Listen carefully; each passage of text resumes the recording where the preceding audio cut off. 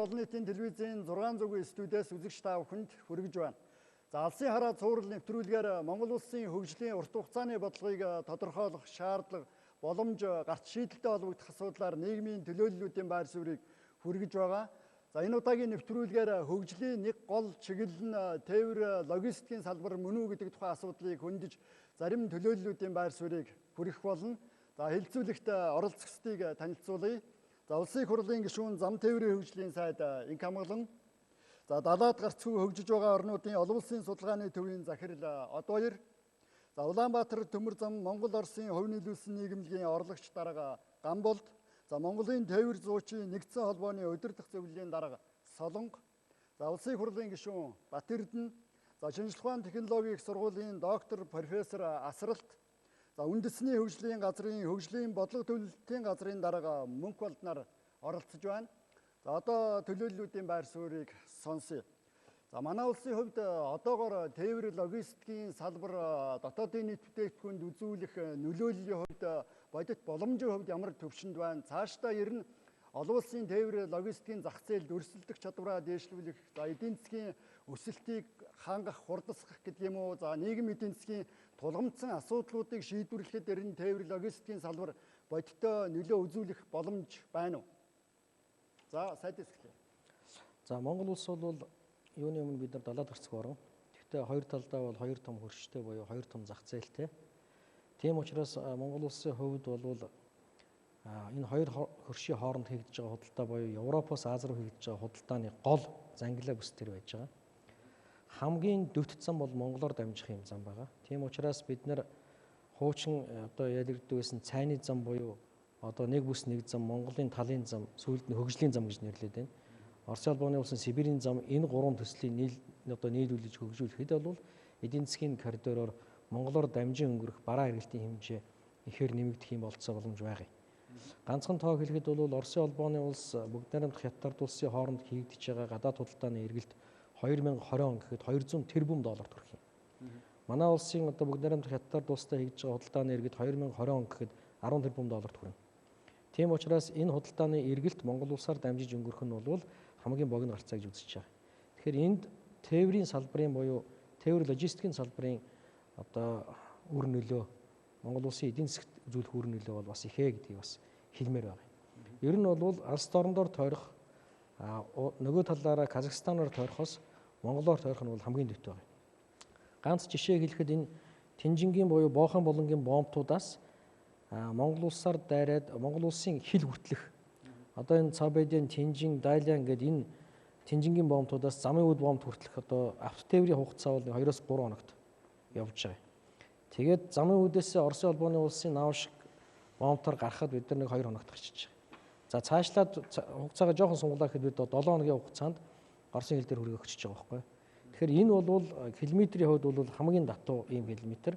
Дээр нь төмөр замын салбарт ч гэсэн хойгуур явж байгаа километр, монголоор дамжиж байгаа километр бол хамаагүй датуу байгаа. Тийм учраас монголоор энэ дамжиж байгаа тээвэр логистик, тээвэр үйлчилгээний энэ ялангуяа транзит тээврийн энэ урсгалыг нэмэгдүүлэх нь Монгол улсын эдийн засагт томоохон ажил бүгдэлтэй гэдгийг бас хэлмээр байна. За Батэрдэн шүү. Тэгэхээр ер нь бол бид нар тээвэр логистик гэдэг маань нийт Монгол улсын хэмжээний хөгжлийн гол дэд үтс байх хэрэгтэй юм аа. Дэд үтс нь байх хэрэгтэй. Хөгжил ямар хэмжээнд ямар одоо хугацаанд хөгжлөө одоо Монгол улсынхаа хөгжлийг бол авч явах уу? Тэр хөгжил нь одоо эдийн засгийн одоо боломж олцоог бол хэр нээж өгөх үү? За энэ хүрээндээ тэр одоо ачаа өөрөөр хэлбэл тээврийн хувьд бол үндсэндээ бол ачаа эргэлт хаана байх хэвээр ямар салбар дээр нь илүү голцоо анхаарах хэвээр гэсэн энэ том бодлогыг бол бид нар нэлээд авч явах хэвээр. Одоо үндсэн хууль дээр бид нар энэ нийт одоо улсын хэмжээний бодлогыг бол томоор нь харж яадаг нэг ийм байгууллага зайлшгүй байх хэвээр гэж үзээд байна. Тэгэхээр ийм байгууллага байх одоо бол өнөөдөр үндэсний хөгжлийн газар маань бол энийг орлоож явж байгаа. Нийт улсынхаа хэмжээнд том мапаар нь бол хараад тээврийг бид нар бол тодорхойлох хэрэгтэй. Урт хугацааны хөгжлийн хувьд эдийн засгийн ямар хөдөлгөөн бий болохын гэдгийг тодорхойлох хэрэгтэй. Энэ хөдөлгөөнд ямар хэмжээнийх нь тээвэр нь одоо олон одоо тээврүүд байж ш. Одоо агарын тээврээс авахуулаад авто зам За тэгээд одоо төмөр замын асуудлууд гэж байж байна. Тэгэхээр энэ хэмжээнд зохицуултан дээр аль тээврийн асуудлуудыг илүү одоо зохицуулах уу гэдэг энэ бодлогоороо бол бид нар гаргаж өгөх хэрэгтэй. Тэгэхээр одоо энэ 25 жилийн хугацааны алсын хараа гэж байж байна. Энэ урт хугацааны бодлого гэж байж байна. Энийхээ хүрээнд одоо жишээ саяны ярьсан төмөр замын хүрээнд ямар шугах юм, дамжин өнгөрөх тээвэр маань энэ нэг эдийн засгийн орлох нөлөөлөд дотоодын нийт бүтээгдэхүүнийг нэмэгдүүлэхэд тээврийн нөлөөлөл нь яг юу байх юм гэдэг юмудаа бид нар хамгийн энэ тэргуунд бол гаргаж явах хэрэгтэй. Тэгээ эндээсээ гаргаад чинь төмөр замын хувьд бол бид нар одоо сайд ярьдгаар бол бүсчилсэн байдлаар энэ одоо дамжин өнгөрөх тээвэр дээр бол ийм бодлогуудыг барья. Хойд өрчтэйг ямар бодлого юм? Далайн төвшин одоо юу гэдэг нь далаад гацгүй орны хувьд бол далаад гарахад ямар одоо юунууд байх юм? Хэмжээний одоо хөрөнгө оруулалт оруулж яаж энд одоо ямар хэмжээний буцаж одоо эдийн засгт өр нөлөө өгөх юм тийм үү? Гэсэн энэ зүйлээ бол тодорхойлж яаж эндээс эцэст нь бол нийтийн одоо тээврийн зозошиг тээвэрч байж байна, ачаа тээврүүд байж байна. Энэ бүх тээврүүдийн чинь дүр зураг нь бол гарч тодорхойлж гарч ирэх хэрэгтэй. За, асар доктор. Ер нь аливаа улс орны хөгжил юуны үндсэн дээр явдаг гэвэл тээвэр логистикийнхаа хамгийн оновчтой зохион байгуулалтынхаа үндсэн дээр хөгждөг л дээ. За Монгол улсын хувьд аваад үзвэл тээвэр логистикийн одоо энэ асуудал үндсэндээ бас эхлэлийн байдалтай байна.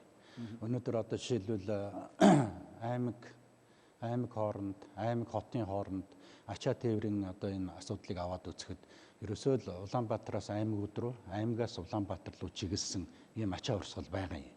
Гэхдээ бид бол өнөөдөр ямар байдалд байна вэ гэвэл ачаа урсгалаа тодорхойлж чадахгүй байна.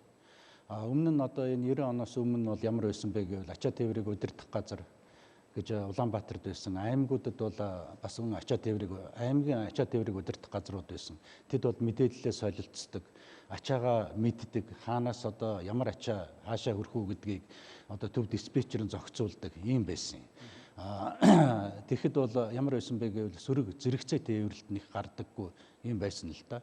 Одоо бол бид бол ачаа урсгалаа зөв тодорхойлъё гэхэд одоо бас жоохон хүндрэлтэй байна. Яагаад хүндрэлтэй байна вэ гэвэл өнөөдөр одоо яг хаанаас өөрөөр ачаа илгээх чинь хаана байна, ачаа шингээх чинь хаана байна гэдгийг тодорхойлж бас нэг чадахгүй байгаа юм.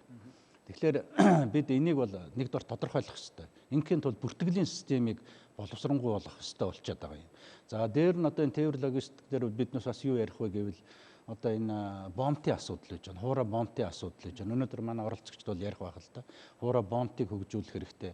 Дээр нь тээвэр логистикийнхаа төвийг хаана байгуулах вэ гэдэг асуудал байгаа юм. Яг одоо оновчтой энэ асуудлуудыг одоо бид шийдснээрээ тээвэр логистикийнхаа юуг бол хөгжүүлж чадна гэж үзэж байгаа. Тухайлбал төмөр замын одоо гол гарц чиглэлийг ямар байдлаар илүү тодорхойлох боломж байна. За цаашдаа одоо хүчин чадлаа нэмэгдүүлэх боломж байна. Одоо бидний бол гол тэнхлэг юм байгаа юм л да. Босоо тэнхлэг гэж манайхаа ярьдаг. Наав шиг замын үд чиглэлийн босоо тэнхлэгийн төмөр зам манай гол зам байгаа юм. Одоо бол бид нар Орос улбаны улстай ярьж энэ гол тайлбарлах боломжтой. За. Хойтлын Сүхбаатар наав шиг урдлын замын үд. Энэ манай гол тэнхлэг. Энэ гол тэнхлэгийн одоо техник нэвтрүүлэх чадварыг сайжруулах тухай бид нар одоо ярьж байгаа юм. Тийм учраас энд бол 49 оноос хойш хийгдэж байгаа ажлуудын гол одоо үр нөлөө бол энэ төмөр зам дээр ремодернизац буюу шинжил хийя. Төмөр замынхаа гол суурь бүтцүүдийг янзлая. Өртөөдийнхөө хэмжээнүүдийг нэмье. Зөвлөгүүдийнхээ тоог нэмье. Тэгж жагаад одоо бид нар жилд нэг 25 сая тонн ачаа тээж байгаа бол энийг 50 сая тонн болох асуудлыг яриа гэж байгаа. За тэгвэл энэ гол тэнхлэгийн хүрээнд юу болж ийн гэхээр энэ зүүн хойд хятадын хойдолд байгаа хамгийн том хуура газрын бомб болох газар бол энэ улаан цав байна. Улаан цавыг бол жинин гэж одоо манайхан тэргээр мэднэ. Энэ бол зүүн хойд хятадын хуура замын хамгийн том порт болно гэж үзэж байгаа. Бээжинд байдаг нөгөө Оросуудын авдаг байдаг Ябалов, Ритан гэх том захууд ийшээ нүгэл ирсэн. Энэ тээвэр логистикийн маш том төвүүдийг бий болгож байгаа. Автын, төмөр замын, агаарын тээврийн гэхэд хоёр том буудлын явуулсан. Тийм учраас бид нар Улаан цав, Улаанбаатар, Улаан уд гэсэн ийм ихний богино маршрутыг гаргая гэж тооцож байгаа. Одоогоор эхний ээлжинд ямар чиглэлийн ажил нь илүү хийгдсэн байна? Ямар ч үсэн Улаан цав, Улаанбаатар, Улаан уд 3 хотын хэмжээнд эдийн засгийн форумууд хийгдээд эхэлсэн. Энэ дундаа ачаа эргэлт, бараа эргэлтийг нэмэгдүүлэх асуудал яригдаад эхэллээ. Улаан цав одоо манай ачаа тээврийн онгоцыг авах тухай асуудал ярьж байгаа. Энэ бол бид нэр Орос улбаны улс хаттын оронд хийж байгаа худалдааны эргэлтэнд манайхан одоо тээврийн үйлчлэгээ үзүүлэх мөн Орос улбаны улсаас хятад руу дамжиж байгаа, хятадаас Орос руу дамжиж байгаа мөн импортын экспортын чиглэж байгаа энэ бүтээгдэхүүнүүдийг өөртөө шингээх юм боломж байна. Дээр нь манай төмөр замын урт одоо нэмэгдэж эхэлж байгаа. 5 толгой зүүн баян сайн шинэ гэсэн хэвтэй тэнхлэгийн чиглэл 414.6 км зам одоо эд тавигдаж байна. Энэ зам тавигдаад ирэхэд энэ замын ойр орчимд байгаа 30 км-ийн радиуст байгаа нийтдээ 37 орд газар бий. Ашиглалтын лиценз. Тэгэхээр энэ одоо ордын үнцийг өсөөд энэ одоо ордуудыг дэлхийн зах зээл дээр гаргах болоод энэ эдийн засгийн эргэлтэнд оруулах маш том болцоо бий болж байгаа. Энэ цаашаа яваад сайн шинд одоо алтан ширээ буюу нефтийн үйлдвэрийн төмөр замын асуудал руу орж байгаа. Тэгээ алтан ширээтээс цаашаага бид нар баруун урт ийшээгээ хөөт, тийшээгээ сүмбэр аршаанд, дээшээгээ чой болсон эрээн цав гэсэн ийм зүүн бүсийнхаа чиглэлээр явах юм бол бид нар алс дорн руу ойртох болцоо боломж бий. Би ягаад алс дорн руу ойртох болцоо боломж бий гэхээр зэрэг Оросын улбооны улстай бид нар 62.5% хөнгөлөлтөд төмөр замаар зорчих тарифын хилцээтэй 25 жилийн. Чингэлэг тээвэр дээрээ 52%-тэй байгаа. Хятадын талтай бид нар чингэлэг тээвэр дээрээ 50%-тэй байгаа. Тийм учраас энэ хөнгөлөлтөй нөхцлөөр бид нар ачаа тээвэр явуулахад Монголын эдийн засгийн эргэлтэнд магадгүй энэ транзит тээврийн орлогоос орох орлого манад нэмэгдэх болцоо байна. За баруун бүс нь энэ цаашаа 5 тоогоос шивэг хүрнэ. Төмөр замын сүлжээний хувьд одоогоор ямар бүтээн байгуулалтын ажил нь хийгдсэн, цаашдаа зайлшгүй одоо бодлогын хувьд дэмжих, хийх ёстой хөрөнгө оруулалтыг шийдэх ёстой ямар гарц чиглэлүүд байна гэсэн үг. Одоо жишээлбэл бид нар 5 толгой зүүн баянгийнхаа чиглэлийн төмөр замыг тавихад энд бол би түрүүний ордуудыг хэлжлээ те. Энд замыг тавьсан байхад 3000 ажлын байр шууд бий болох. 5 зүүн баян ханги мандлын чиглэлийн 280 км төмөр замын ажлыг бид тавихад дахиад 2000 ажлын бий болох. Энэ сайн шанд өөрөө 5 замын уулзвар буюу их том Улаанбаатар төмөр зам шиг том одоо депо болох.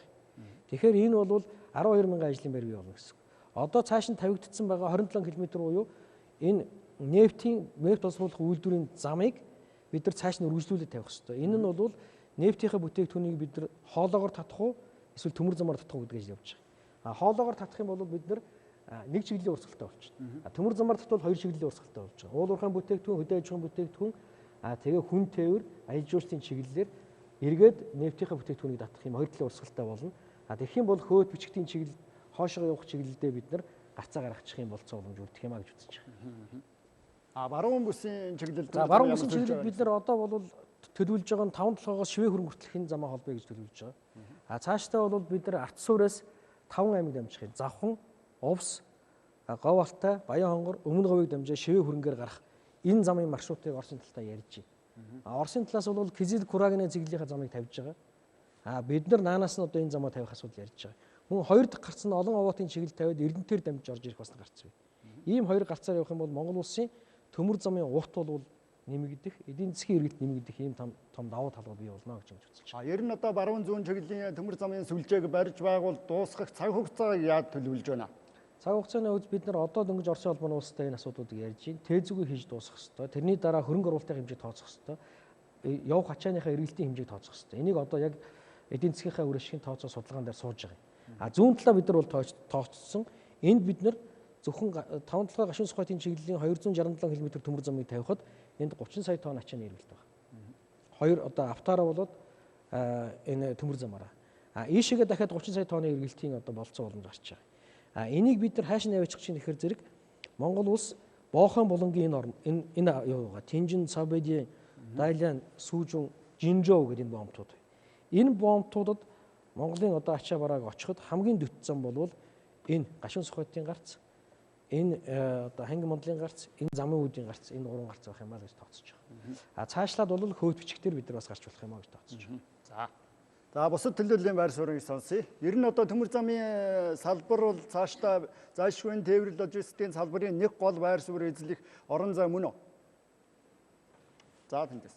Ерөнхийдөө бол Улаанбаатар төмөр зам буюу өнөөдөр Монгол улсад тээвэр хийж байгаа гол зам гэж яриад байгаа. Энэ замын маань хүчин чадал бол өнөөдөр дээд одоо таазанда тулчлаа. Бидний өнөөдрийн ашиглаж байгаа нэг замтай өнөөдрийн ашиглаж байгаа техник технологи бол ерөнхийдөө бол 25 саяас дээш одоо ачаа тээвэрлэх боломж одоо их хомс болж байгаа. Тэгэхээр зэрэг цаашдаа энэ гол замыг бол хөгжүүлэх зайлшгүй шаардлага бол өнөөдөр бол тулгараад байгаа. Тийм учраас ирээдүйн 25 жилийн хугацаанд гол замын хөгжлийг мэдээж хоёр замтай мөн захилгаанжуулсан орчин үеийн одоо технологийн удирдлагын систем, менежментийн одоо зохих хэрэгцээ орчин бүрдсэн ийм байдлаар бол одоо Улаанбаатар төмөр замыг хөгжүүлэх бол зайлшгүй бол шаардлага бол бидний өмнө байгаа. Энэ 25 жилийг одоо хөгжүүлэхийн тулд одоо мэдээж төр засгаас тодорхой хэмжээний тусламж дэмжлэг бол гол зам дээр бол тавих нь бол зайлшгүй. Нөгөө талаараа гол замын бол нөгөө 50% нь бол Оросын мэдэлд байдаг. Тэгмээс Оросын холбооны улсын засгийн газар бас энэ одоо гол замыг хөгжүүлэх энэ талаар бол яриа хэлцээр бол хийгдэж цаашдаа хөгжлийн талаар ялангуяа эдийн засгийн одоо дэмжлэг хөгжүүлэлтийн талаар бол ярих бол ийм цаг хугацаа бол болсон. Энэ бол одоо эхлээ явж байгаа. Энийг бол ямар тодорхой хөгжүүлэлт бол за эхний ээлжинд бол бид нар замыг бол бүрэн одоо шинчилж их засварын ажлыг дуусгах ёстой. Дараа нь хамгийн одоо нэвтрүүлэх тех хүчин чадлыг одоо боомлж байгаа тэр хэсгүүдэд хоёр дахь замыг одоо барьж эхлэх ёстой. За дээр нь захилгаанжуулалтын асуудлуудыг бол эхлүүлэх ёстой. Бидэнд бол 3 жилийн өмнө нэг 167 галт тэрэг явдаг байсан бол яг өнөөдрийн байдлаар 19 оны хэмжээнд гэхэд одоо 1236 дахь галт тэрэгээ явуулаад байж байна. Энэ юу харуулж байгаа нөхөр зэрэг дөрөвний бас хүмүүсийн ярьсантай адилхан Аз Европыг холбосон энэ коридорын одоо хүчин чадлыг нэмэгдүүлэх шаардлага байна. Энийг бол одоо дэлхийн хэмжээнд ялангуяа хойд орд хоёр хөрш хамгийн дэвт одоо тээврийн коридор гэж үзэж байгаа учраас энүүгээр явуулах одоо тээврийнхаа транзит тээврийнхаа хэмжээг бол нэмэгдүүлэх сонирхол бол байгаа. Тэгэхээр энийг бид нар авч тээвэрлэх одоо ийм зайлшгүй шаардлага бол бидэнд байгаа. За, Асрал доктор. Энэ Аз Европыг холбосон төмөр замын 3 коридор байгаа юм. Нэг нь бол манай Монгол улсын одоо зүүн талаар явдаг Манжуурын коридор байна. Нэг нь бол манайхыг дайрдаг одоо энэ төмөр замын коридор байгаа юм. Нэг нь болохоор Казахстанаар дайрсан юм 3 коридор байгаа. Энэ 3 коридорыг аваад үзэхэд хамгийн дөт нь болохоор манайх байгаа юм. Хамгийн одоо богино зайтай. Гэтэл одоо энэ манайхаар одоо жилд 25 сая тонн ачаад хийж гэнэ гэж шүү дээ. Тэгэхээр энийг бол нэмэгдүүлэх одоо энэ боломжид юу нөлөөлөд байна? Юу болохгүй байна вэ гэвэл манай одоо энэ түрүүн хэллээ төмөр замын чанарын асуудал байна. Тийм ээ? Төмөр замын одоо энэ хос одоо тэр зам байхгүй автомат систем, удирдлагын систем нь одоо бас боловсронгүй биш ч гэдэг ийм олон асуудлууд байгаа юм. Хэрвээ бид энийг тодорхой хэмжээний хөрөнгө оруулалт хийгээ сайжруулж чадвал манай энэ одоо энэ төмөр замаар одоо энэ явах транзит тээврийн асуудал шийдэгдэнэ. Ийм асуудал. Тухайлбал хос зам тавих боломж байна. Энэ бол одоо хөрөнгө оруулалт одоо хаанаас гарах вэ гэдэг асуудал байна л да. Мөнгөний л асуудал байна, санхүүгийн асуудал. Уул нь бол одоо энийг бид бол зайлшгүй хос төмөр зам болгох хэрэгтэй. Зайлшгүй цахилгаан одоо болгох хэрэгтэй. Тэгээ зайлшгүй менежмент сайжруулах хэрэгтэй гэдэг олон асуудлууд бол байгаа төмөр зам дээр бол. Сайдын байр суурийг сонсъё. Тухайлбал гол замыг одоо хос төмөр зам болох бодит боломжийг ерэн салбарын яам яаж тооцож төлөвлөж байна? Эдийн засгийн коридор байгуулах ажлын хүрээнд 3 талын тохирсон 3 том бичвэрэнт байна. Нэг нь бол одоо Наушкаас одоо Уршаага, Улаанбаатар, тэгээд замын үүд, тэгээд Тэнжин хүртэлх энэ замыг бол цахилгаанжуулъя, бас одоо нэвтрэх чадварыг сайжруулъя, хос болгоё гэдэг ерөнхий юм зарчмын тохиролцоонд бол хурц бичвэрэнт гаргаж зурсан байна. Хоёр дахь нь яг энэ чиглэлийн одоо автозамыг бас одоо хурдны зам болгоё гэсэн ийм зарчмын бичвэрэнт байгаа юм. Тэгэхээр энэ бол бид нар яг эдийн засгийн коридор буюу нэг бүс нэг замын одоо хүрээнд Шанхайн хамтын нийгмийн байгууллагуудын хамтын ажиллагааны хүрээнд эдийн засгийн эргэлтийг сайжруулах хүрээнд одоо яригдж байгаа асуудал бол энэ ажил. Тэгэхдээ бид нар энийг хүлээгэж суух биш бас нэвтрэх чадварлаа сайжруулах шаардлага бий. Яагаад Монголоор бас ачаа сайн явдаг юм бэ гэхээр замын үүдээр ирээний талаас хүлээж авах хүчин чадал их муу байна. Өдөрт нэг 12 галт тэрэг авч байгаа. Бид нар сая нэг 15 болголоо. Энийг уул нь 18-аас 20 болгох хэрэгтэй. Тэрнээс ч илүү болгох хэрэгтэй. Тэгжээж бидний транзит тээврийн урсгал буюу экспортод гарч байгаа нефт өнгөрч байгаа энэ ачаа эргэлтийг нэмэгдүүлэх болцоо байгаа. Одоо бидний тооцоолж байгаагаар бол энэ замуудыг эхний ээлжинд бид нар 25 сая тонныг 50 сая болгохын тулд өртөө зөвлөгийнхөө тоог нэмэх асуудал яригдана. Улаанбаатар төмөр замын хөдөлгөх бүрэлдэхүүнийг шинжлэх асуудал яригдаж байгаа. Нийтдээ нэг 187 зүтгүүр байгаа юм. Энэ зүтгүүрийн ихэнх нь одоо бас ашиглалтын хугацаа дуусах гэж байна. Тийм учраас энэ зүтгүүрүүдийн тоог нэмэх, техник нэвтрүүлэх чадвараа нэмэх, вагоныхоо тоог нэмэх, за тэгээд төмөр замынхаа одоо үндсэн суурь бүтцийн янзлах энэ ажлуудыг эхний ээлжинд дунд хугацаанд хийх. Урт хугацаанд бол хоёр хослол төмөр замтай бол холбооцоо бий. За мөнгө болт дараа үндэсний хөгжлийн газар. За сайн байна уу. Тэгэхээр та түрүүнд хамгийн түрүүнд асуусан энэ одоо тээвэр логистикийн салбар эдийн засгт ер нь ямар үүрэг оройлтой байгаа юм бэ гэдэг. Тэгэхээр Монгол улс бол үндсэндээ бол нэг 112 мянган автозамын шүлжээтэй. Тэгээд нийтдээ тээврийн байгууллага бол ойролцоогоор 3400-аас 3500 тээврийн байгууллага. Үүнээс тал хувь нь одоо үйл ажиллагаа явуулж байна. Төмөр зам бол нэг 1900 км-тэй төмөр замтай. Тэгээд нэг 18 одоо төр хувийн хвшил нийсийн агарын хөглөхтэй ийм ус. Тэгэхээр Монгол улсын эдийн засагт өнөөдөр бол бүтцээр наваад үзэх юм бол нэгд нь уул уурхай, хоёрт нь бол худалдаа үйлчлэгээ орж идэг ийм бүтцтэй улс байгаа. Зөв бүтцтэй болгохын тулд бид нар цаашдаа улсаа зөв хөгжүүлэхийн тулд энэ тээвэр логистикийн бодлогыг бид нар маш зөв гаргах ёстой байгаа. Өөрөөр хэлбэл эдийн засгийн тогтвортой хөгжлийг хангах зам тээвэр логистикийн бодлоготой байх ёстой. Бусад улсууд бүгдээрээ тийм бодлоготой. Одоо Европын холбоо бол цагаан ном гэдэг бодлоготой. За энэ бодлогынхаа хүрээнд бол TEN буюу Транс Европын Network гэдэг ингээд маш том төслүүд хэрэгжүүлдэг. Оросын холбооны улс бол 2030 он, 2050 он төр Оросын холбооны улсын тээврийн бодлоготой, Казахстан мөн адилхан, Хятад улс мөн адилхан. Тэгэхээр манай улсын ер нь өнөөдөр яг энэ логистикийн асуудал ер нь ямар төвшөнд байгаа юм бэ гэдгийг Дэлхийн банкнаас гаргадаг логистикийн гүйцэтгэлийн индекс гэж олон улсын индекс гэдэг. За энэ индексээр одоо тэргүүлж байгаа улс бол Герман улс байгаа. За манай өмнөд хөрш бол 26 дугаар байранд байдаг. Оросын холбооны улс 74, Казахстан бол 71, за Монгол улс 130-т байгаад байгаа. Яагаад бид нар ингээд хойш нь бидрийг татаад байгаа юм бэ гэхээр зэрэг өмнө одоо бид нар энэ логистикийн асуудлыг хайсантай холбогдолтой. Манай альж бодлогонд логистик асуудал дандаа орхиж ирсэн. Тэгэхээр бид нар энэ ирээдүйн одоо 25 жилийн бодлого, урт хугацааны бодлого дээр гол анхаарлаа төлөвлөх асуудал бол энэ логистикийн шүлжээний асуудал, энэ шийдлийг хийх зайлшгүй шаардлага байна. Өнөөгийн нөхцөл байдал энэ яаж илрээд ийнө вэ гэхээр зэрэг Монгол улсад өнөөдөр бол бизнес хийхэд бол зээлийн хүү өндөр байна. Энэ зээлийн хүү өндөр байгаа шалтгаан нь бол инфляц байгаа. Инфляцийн 7%-ийн задлаад үзэхээр нийлүүлэлтийн гаралтай 4% байна. Тэгээ энэ 4%-ийг бид нар бүрэн боломжтой байна. Энэ логистикийн шийдлэр. Өөрөөр хэлбэл бид нар логистикийн шүлжээ байгуулад энэ асуудлаа ингээд тэгээ гадаад худалдаагаа ингээд чадах юм бол энэ 4% бид нар багасгаж чадна. Ингэх юм бол одоо банкны хүүг 10% руу бид нар буулгах болцоотой. Гэх мэтлэн ингээд маш олон асуудлыг энийг шийдэх юм боломжтой байна. Ер нь хөгжил гэдэг бол өөрөө бүх салбарын бодлогын уялдаа цогцол, хэн цогцол, найрслыг бий болгож иж хөгжил явдаг. Тэгэхээр эдийн засгийн хамгийн чухал энэ хөгжлийн суурь нь бол ерөөсөө энэ тээвэрлэлт, хадгалалт, логистикийн энэ асуудал байна. Нөгөө нэг шалтгаан нь юу гэхээр зэрэг манай улс сайд түрүү хэлсэн далаад харцгүй гэж хэлсэн тийм. Тэгвэл манай улс болохоор зэрэг удирлаас хамааралтай үйлдвэрлэлтэй улс. Тэгэхээр мал аж ахуй малыг нэг удаа л нятална. Газар тариаланг бол жилдээ нэг удаа ургац авдаг. Тэгээ жилийн турш хэрэгэлдэг. Тэгэхээр зайлшгүй нөөцийн агуулах, нөөцийн шүлжээ төлөх зайлшгүй шаардлагатай улс болчиход байгаа юм л. Тэгэхээр бид бүгд энэ дээр анхаарч ингээд үйлдвэрлэлийг дэмжсэн, бэлтгэн нийлүүлэлтийн тогтолцоо, борлуулалтыг дэмжсэн энэ худалдааны шүлжээг бид нар бий болгож иж л эдийн засаг маань зөв хөдөлгөлтөд орох юм суур нөхцөл бүрдэх. За одоо дараагаас асуусан. Ер нь одоо далаад гарцгүй хөгжиж байгаа улс орнуудын хувьд энэ тээвэр логистикийн салбараа хөгжлөө яаж хангаж олон улсын түвшинд үзүүлэлтээ ямар зарчмаар илүү өсгөж байна? Манай улсын хувьд цаашдаа өөрчлөлт гарах бодит боломж байна уу? Манай улсын хувьд бол бодит боломжууд байгаа. За далаад гарцгүй хөгжиж байгаа гэсэн ийм ангилалд ордог нийт 32 орн байгаа. Эдгээр орнуудтай харьцуулаад түрүүн бас логистикийн гүйцэтгэлийн индексээр хэллээ. Манайх бол 198 орноос 130-д явж байгаа. Тэгэхээр энд бас Казахстанаас харахад жишээлбэл манайхаас хамаагүй тэргүүлээ явж байдаг.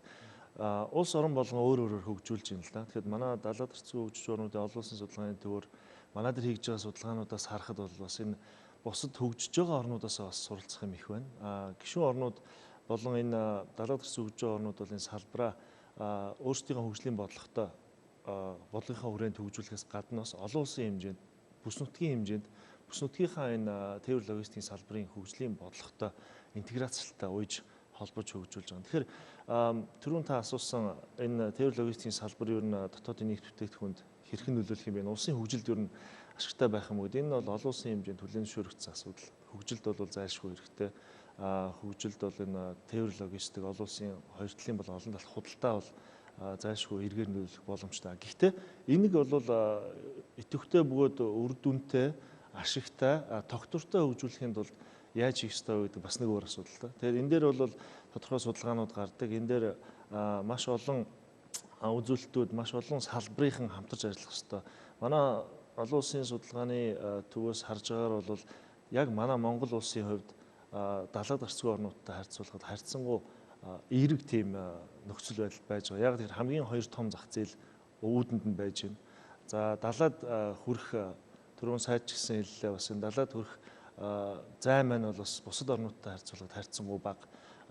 Казахстан улс дэлхийн одоо далаад гарцгүй хамгийн том улсын хувьд далаагаас хамгийн хол оршдог. Тэгээд эдгээр орнууд бол энэ тээвэр логистикийн асуудал үнэхээр үнэн өндөртэй байдаг. Манахаас үнэтэй. Бас Африкийн одоо манай байгууллага дээр одоо гишүүнчлэлтэй 16 нэм буурай хөгжилтэй орн байна. Эдгээр орнуудыг харахад бол жишээлбэл Этиоп улс Африкта харьцангуй сайн хөгжсөн орн. Тээвэр логистикийн салбараа хөгжүүлсэн.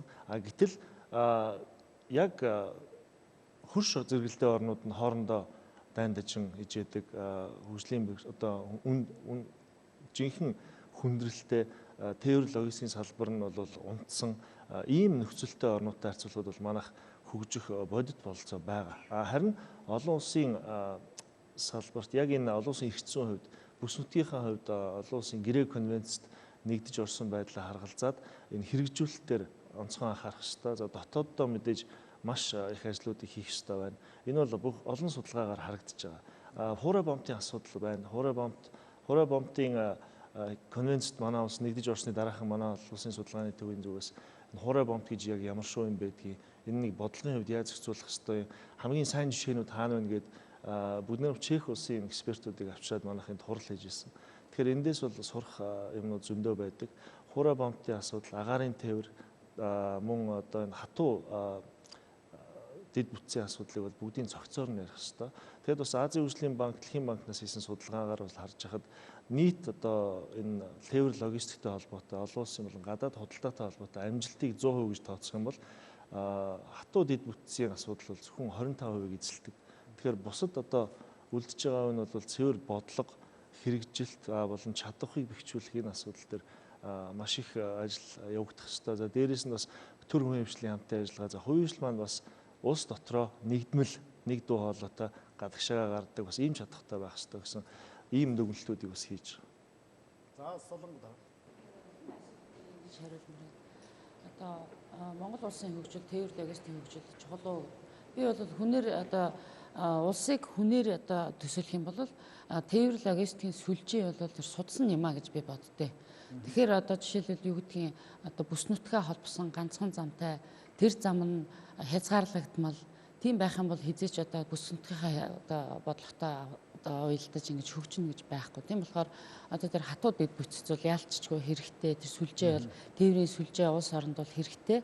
Дэд бүтц хэрэгтэйгээсээ гадна бодлого бас айгүй чухал байна. Тээвэр логистикийн бодлого байхгүй. Төрийн бодлого бол 4 жилээр үежилж явдаг байсныг болоод харин одоо ингээд урт хугацааны 50 он 30 он гэдэг ингээд бодлогууд ярьж байгаад нь одоо маш их таатай байгаа. Одоо энэ бодлогуудаа харин одоо яг зүйтэй юмнуудаа оруулж өгөхийг одоо энэ одоо яг бодлого одоо хийдэг хүмүүсээс нь хүсэж байна. Бодлого ямар тодорхой зохицуулт зайлшгүй хийх ёстой гэсэн үг үү? За жишээлх юм бол одоо за яг одоо ингээд транзит тээврийг хөгжүүлье гэд ярьж байна те. За транзит тээврийг хөгжүүлэх явцад одоо яг энэ зам нь байлаа, ачаа нь байлаа гэхэд тэрэн дээр тоглох том операторууд хэрэгтэй нь Монгол улсад. За тэр оператор нь тэр орон зай байхгүйгаас бол манай одоо гадаадын одоо том тоглогч нар орж ирээд манайд одоо бас ямар хяналт нь ямар байдгийг сайн мэдэхгүй байна. Одоо ингээд чөлөөтэй ер нь тоглох нөхцөл нь бүрддэг. За тэгээ энийг одоо бас нэг жоохон бодлогын хувьд нэг жоохон үндэснийхээ компаниудыг дэмжээч гэж бол хүсдэг. Тэр үүднээсээ одоо бас манай хувийнхан бас нэг жоохон чадвараа нэмэгдүүлээ. Одоо бусад улсын одоо компаниудтай өрсөлдөхүйц болохын тулд бас нэгдэж нийлээд бас нэг ийм оператор компани болохоор ингээд зорж байгаа. Тиймэрхүү хийж байгаа юмнууд бас байгаа.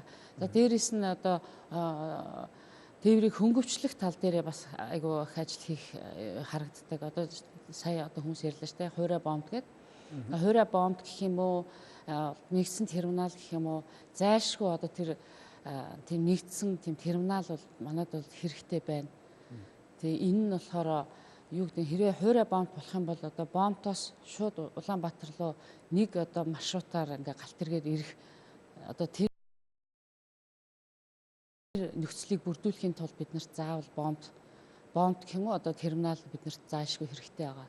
За дээрээс нь одоо улсынхаа нийслэлийн төв дунд нь онц аюултай ачаа хүлээж аваад ингээд түгээгээд явуулж идэг тийм улс одоо нийслэлтэй улс гэж Монгол ер нь дэлхийд байхгүй баг.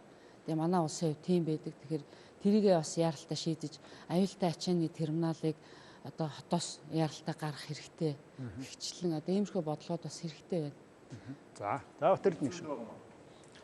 Тэгэхээр би түрүү хэлсэн шүү дээ, үндсэн хууль хэлцээ яг энэ үед нийт эдийн засгийн бодлогыг барьдаг нэг юм байгууллага зайлшгүй байх хэрэгтэй юм аа. Бид нар энэ бодлогоо бол улс орныхоо хөгжлийн том бодлого дээр түшгэлсэн түрүүнд эндээс хэллээ шүү дээ. Логистик гэдэг бол хүнээр харьцуулахад бол судсан юм.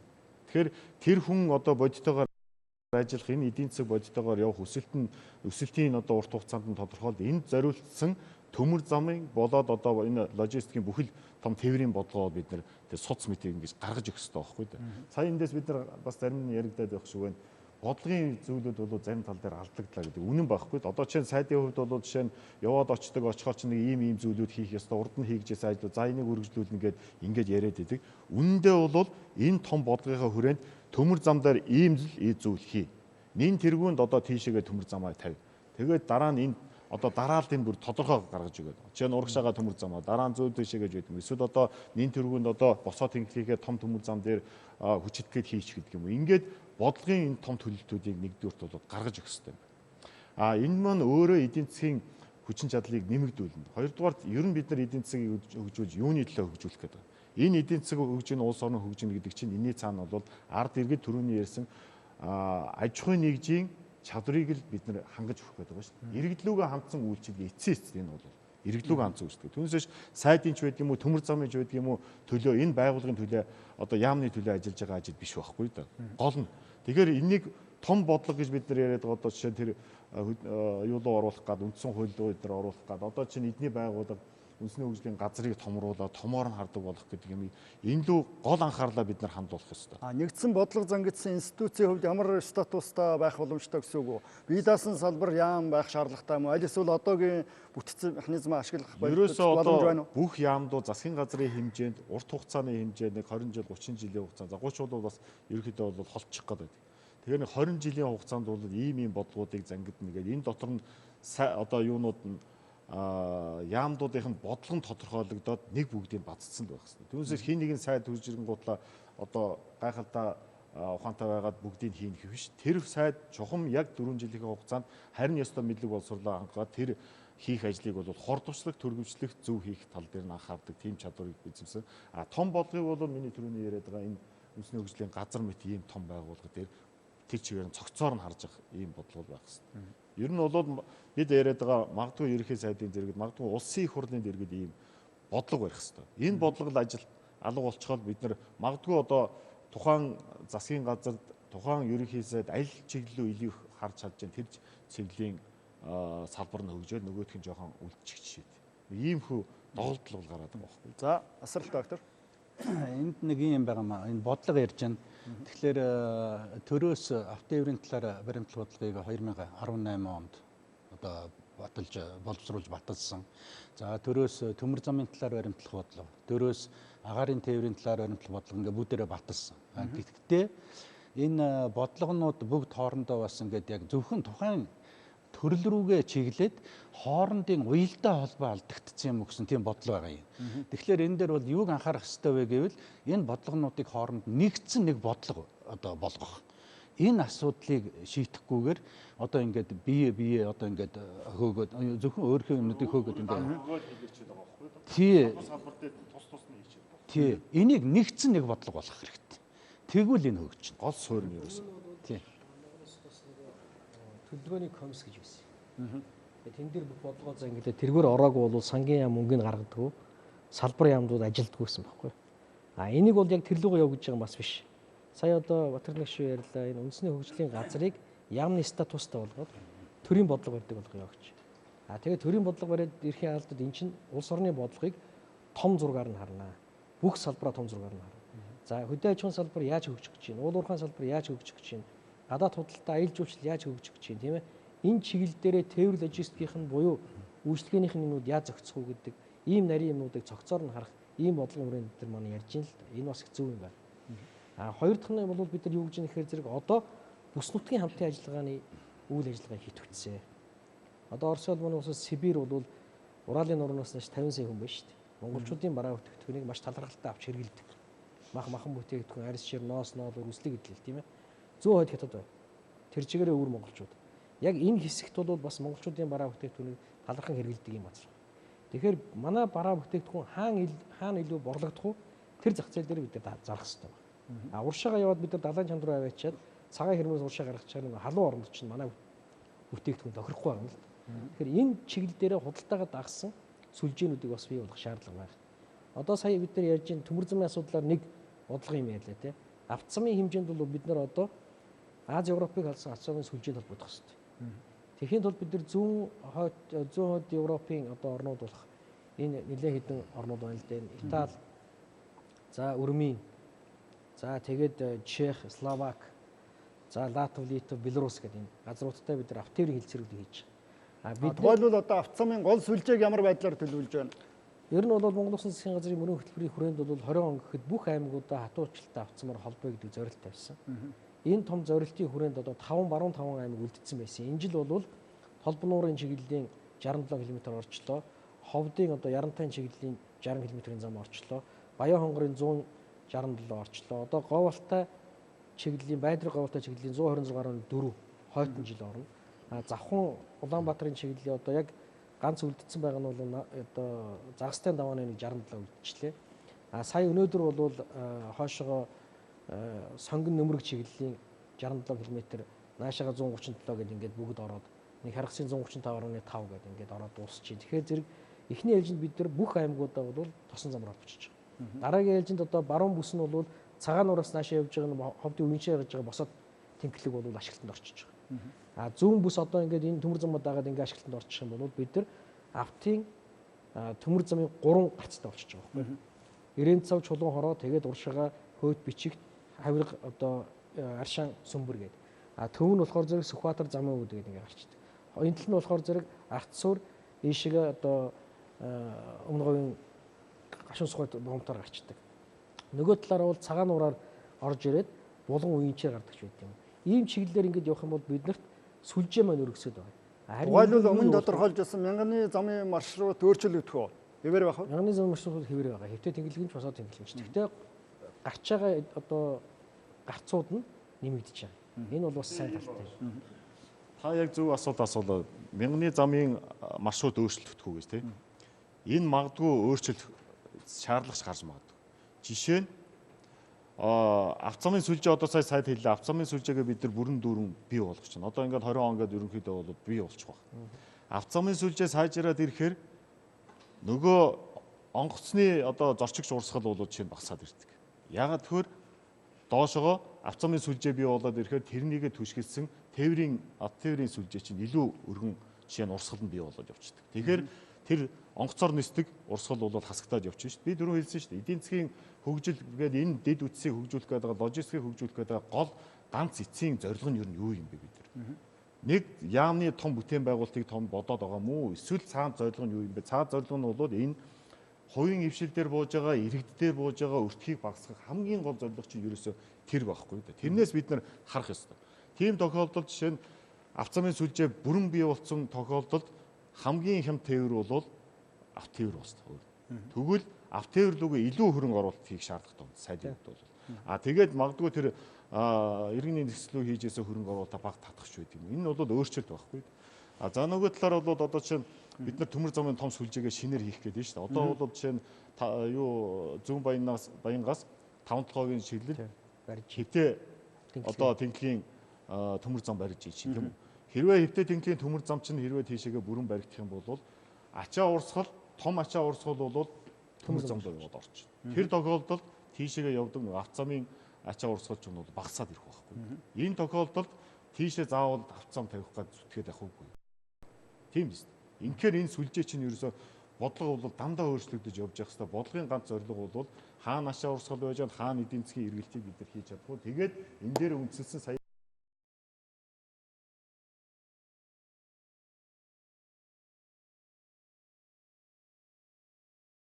хоёр одоо научны хүмүүсийн яриад байгаа асуудал байна шүү дээ.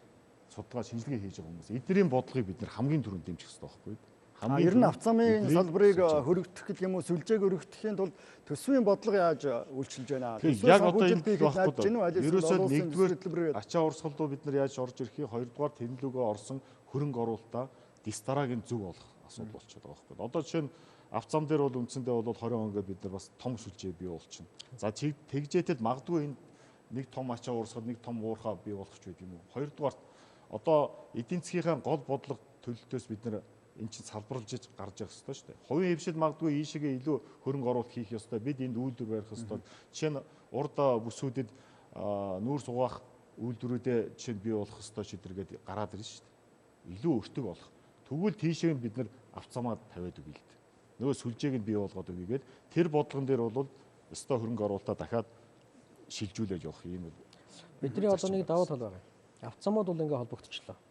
Төмөр зам тавигдтал бас нэгдүгээрт хөрөнгө хүч, хоёрдугаарт хугацаа орж байгаа.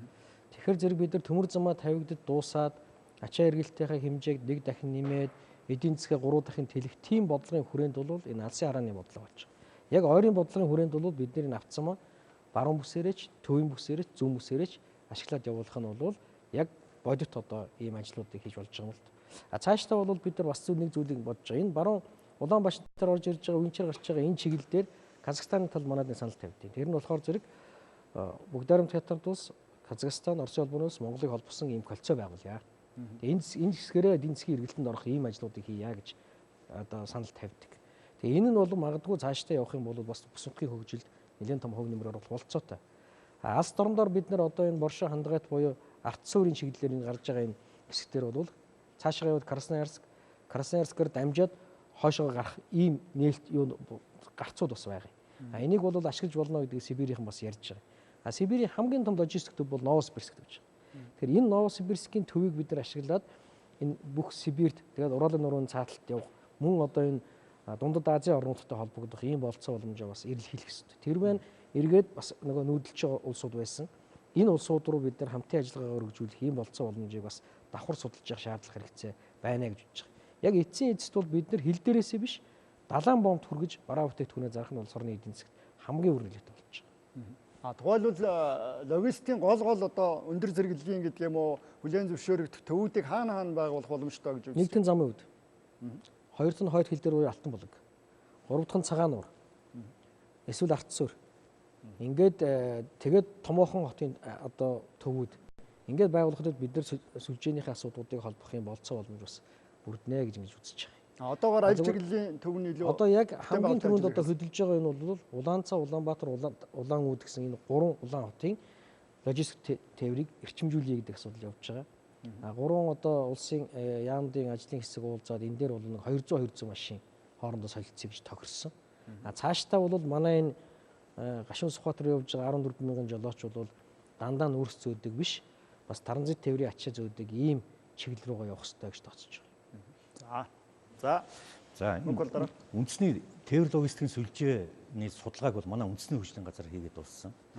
За энэ судалгаа шүлжээг бүр төлөлтийн хийгээд дууссан ба. За нийтдээ бол 2.8 их 80 төгрөгийн хэрэгцээ байна гэж ингэж тооцоог нь гаргасан. За тийм. Эхний ээлжинд бол бид нэр одоо энэ сонгон хайрхан дүүргийн дүүрэгт 10 га газар дээр одоо энэ төмс хүнсний ногоо мах жимс юмсхний хадгалт борлуулалтын цогцлбор гэдэг төсөл боловсруулад энэ нь ойролцоогоо 70 тэрбум төгрөгөөр босрохоор ийм төсөл хийгдэж дууссан. Энэ 20 онд эхлэх ёстой төр хөвшлийн түншлэр хийн. За энэ маань бол одоо тэр газар тариалангийн бүс нутагт амьдарж байгаа тэр хүмүүсийн орлого баталгааж байна. Өөрөөр хэлбэл нэг талаас нөгөө талаас Улаанбаатар хотын иргэдийн хэрэгэлдэг одоо хүнсний ногоо бол үн тогтвортой байна. Тэгээ түрүүний миний хэлээд байдаг тэр инфляц бууруулахад нийлүүлэлтийн гаралтай инфляцийг бууруулах зорилтоор хийж байгаа ийм төсөл. Нөгөөх нь бол уул уурхайн чиглэлээр байна. Бид ялангуяа экспортын чиглэлээр. За энэ дээр бол бид нар гадаад худалдаан дээр ойролцоогоор жилдээ 1.3 тэрбум долларын алдагдал хүлээгээд байна гэдэг манай судлаачид гаргаж ирээд байгаа. Энэ юунаас алдаад байна вэ? Жишээлбэл нүүрсэн дээр. Бид нар экс-ворк нөхцлөөр буюу амн дээр нь зараад байгаа. Хэрвээ энийг тэнд одоо уул уурхайн логистикийг зөв хэлхээнд нь оруулаад зөв зохион байгуулалтанд орох юм бол бид нар СИП буюу хил дээр авчрах тий ДАФ DDU нөхцлөөр борлуулах юм боломж нь бүрдээд. Тэгэхээр тэр алдаглалын одоо нийт экспортын одоо нэг 70 орчим хувь нүүрс гэж бодвол тэр хэмжээгээр одоо орж ирж байгаа алдагдлын бид нар 50% нөхөх бололцоотой болчихдог. Тэгэхээр энэ дээр бид нар юуны өмнө худалдааны тухай хуулиа маш яаралтай гаргах хэрэгтэй. Логистикийн талаар логистикийн талаар баримтах бодлогоо бас яаралтай гаргах хэрэгтэй. Ингээд тэр төлөлтийн дагуу бид нар хийх юм бол энэ эдийн засгаа төрөлжүүлэх, эдийн засгаа өсгөх боломж байгаа. Бид нар эдийн засгаа өсгөж ийж л энэ нийгмийн асуудлаа шийднэ. Тэгэхээр хоёр арга зам байна. Нэг нь юу гэхээр зэрэг дотоодын нөөц бололцоогоо бүрэн ашиглах. Дотоодын нөөц бололцоогоо бүрэн ашиглахын тулд боловсруулах үйлдвэр болон бусд юмыг хөгжүүлэх хэрэгтэй. Тэгэхээр заашгүй бэлтгэн нийлүүлэлтийн тогтолцоо хэрэгтэй болчиход байгаа. Нөгөө талаар бид нар экспорт чиглэсэн үйлдвэрлэл хөгжүүлэх хэрэгтэй.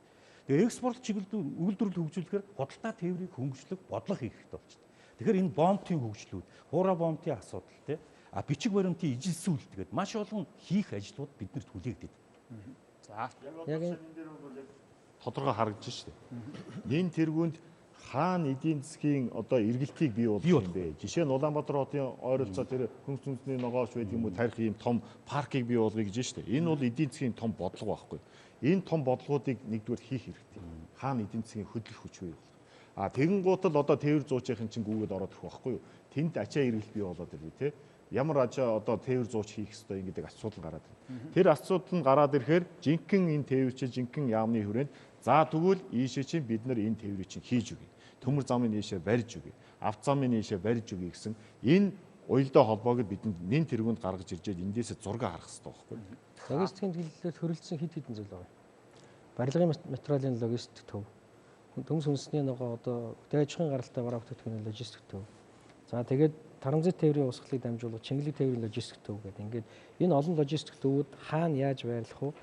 Тэрийг яаж тооцох вэ гэдгийг бол бас манай эрдэмтэд үзэж байгаа. Нэг 13 тийм логистик төвийг барих шаардлага хэрэгцээ байгаа юм байна гэж ингэж ерөнхийдөө үзээ судалгааны ажлууд хийж байгаа юм. Тэгэхээр энэ бол хаана бид нар байрлах нь ирээдүйд эдийн засгийн төвөр ашигтай вэ гэдгийг бас тооцох юм. Бас нэг анхаарах хэрэгтэй жишээлбэл дамжин өнгөрөх тээврээс ашиг хүртэнэ гэдээ ярьж байгаа бид өнөөдөр. Гэтэл өнөөдөр Монгол улс, Хятад улс, Орос улбан улс гурлаа дэлхийн улааны байгууллагын гишүүн орн. Тэгэхээр дамжин өнгөрөх тээврээсээ бол бид нар татвар мөнгө хурааж болохгүй болсон улс. Тэгэхээр тэрийг дагсан үйлчлэгээний салбар одоо нөгөө хоол идэхтэй цэгүүд жишээлбэл бензин шатхуун түгээх станцууд, автын үйлчлэгээ, засварын үйлчлэгээ энэ болгоныг өнөөдрөөс эхлээд одоо 2030 он гэж харахгүйгээр коридор маань үндсэндээ 5 жилийн дараа ч гэдэг юм уу баригдчихад энэ коридорыг дагсан, замыг дагсан ямар үйлчлэгээний байгууллагууд байх юм бэ? Энэ одоо илүү Монголын дотоодын зах зээлийг хамгаалсан бодлого өнөөдөр хийх ёстой юм уу? Эсвэл хоёр хөршийнхөө хувийн хвшлийнхнийг өнөөдрөөс оруулах бодлого,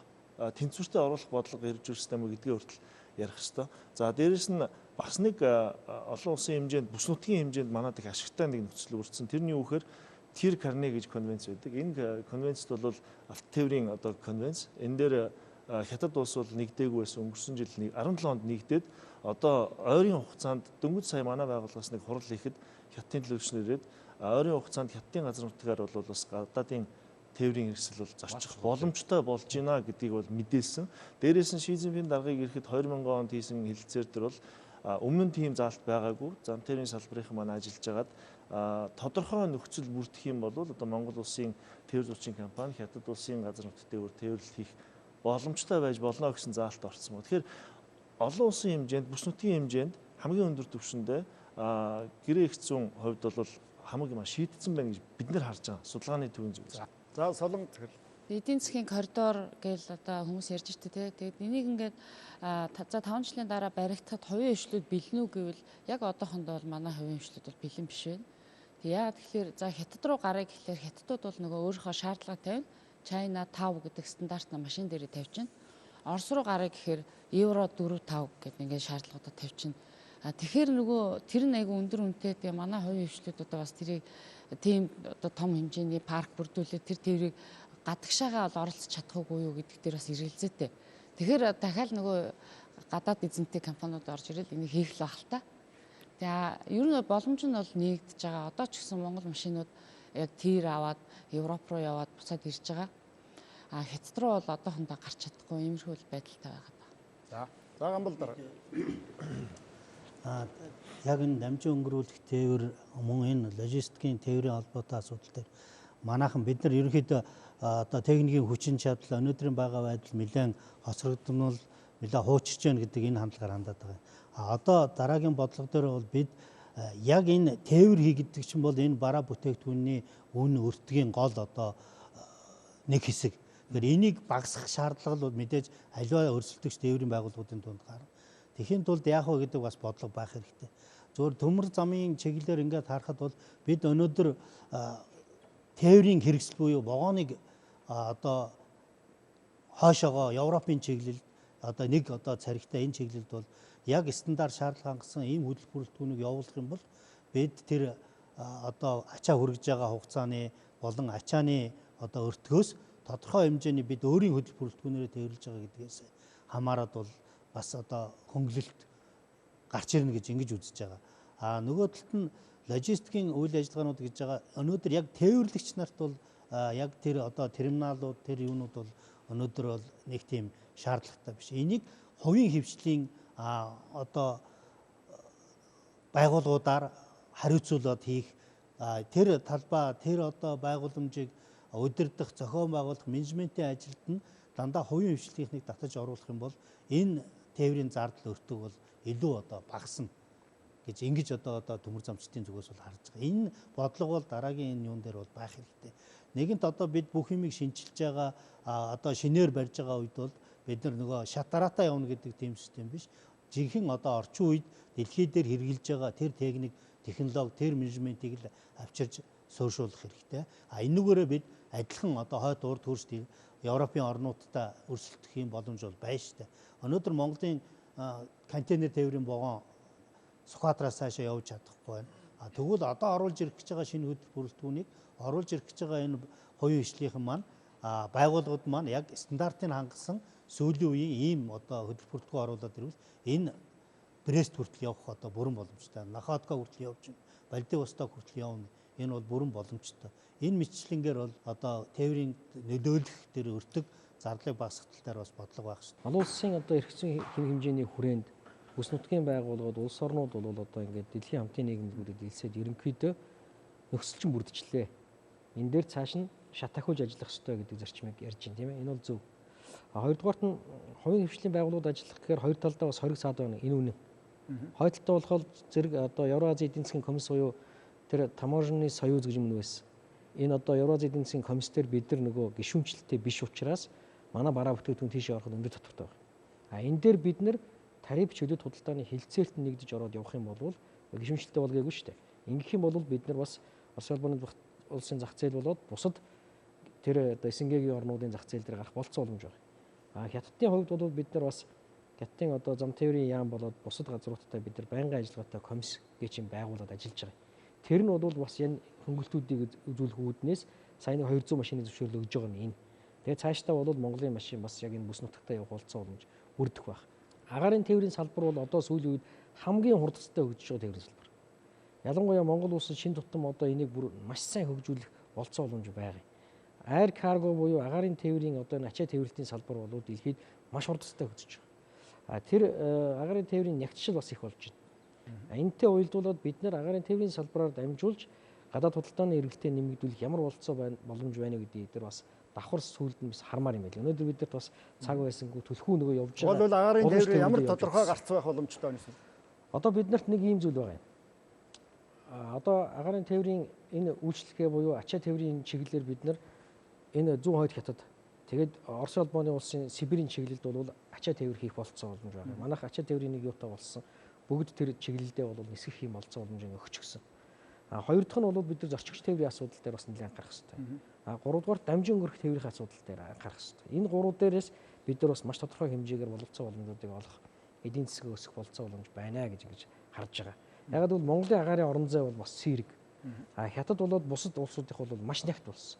Тийм учраас шинэ агаарын хаалгуудыг нээх, тэргүүрээ дамжин өнгөрөх нислэгийг явуулах, тэрнийхээ төлбөр мөнгийг авах ийм ажлуудыг бас хийж энэ агаарын тээврийн логистикийг хөгжүүлэх тал дээр нэлээд анхаарах шаардлага байна гэдгийг бас харж байгаа. За, асарл доктор. Энэ түрүүн автозам ярьсан. Тэгэхээр манай одоо энэ Монгол улсын автозамын сүлжээний бодлого бас зөв явагдах ёстой. Өөрөөр хэлбэл энэ өнөөдөр зүгээр бүх аймаг сумдуудыг автозамтай болгох биш. Хамгийн гол нь эдийн засгийн төвлөрөл, эдийн засгийн хөгжил хаана одоо бий болох вэ гэдэг тэрүүнтэй уялдуулах хэрэгтэй. Тэрнээс биш зүгээр нэг юм өргөө яваад бүгдийг ингэж холбохтой гол нь биш. За хоёрдугаарт нь юу вэ гэвэл манайд бас боломжууд байгаа юм. Тээвэр логистикийн чиглэлээр хөгжүүлэх. Жишээл 2014 онд Хятадын дарга Си Жинпин ирсэн. Тэгээд баахан хилцээр байгуулсан. Яг одоо энэ ямар бомбтуудаа ашиглуулж болох уу? Яаж тээвэрлэх үү гэдэг. Дээр нь Оросын холбооны улсын ерөнхийлөгч Путин ирсэн. Тийм.